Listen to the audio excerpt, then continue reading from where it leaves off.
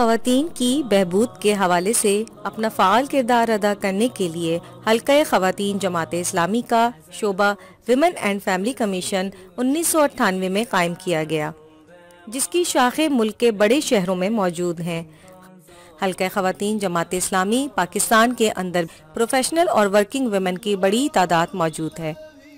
لہٰذا براہ راست ان ملازمت پیشہ خواتین کی ضروریات اور مسائل سے آگاہی حاصل کرنے کے لیے حلقہ خواتین جماعت اسلامی پاکستان میں خصوصی طور پر ایک شعبہ ملازمت پیشہ خواتین کے حوالے سے کام کر رہا ہے۔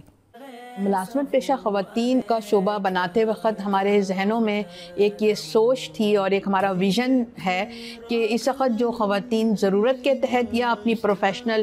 صلاحیتوں کی وجہ سے ڈاکٹرز ہیں، ٹیچرز ہیں، وہ جب فیلڈ میں آئی ہیں تو ان کو کسی ایک جگہ ہمیں آرگنائز کرنا ہوگا اور ان کی جو نیڈس ہیں ان کو ہمیں پورا کرنا ہوگا۔ اور اس میں ہم سمجھتے ہیں کہ ہائی پروفائل خواتین سے لے کر ہوم بیس ورکرز تک میں ہمارا دائرہ کار اس وقت ہے۔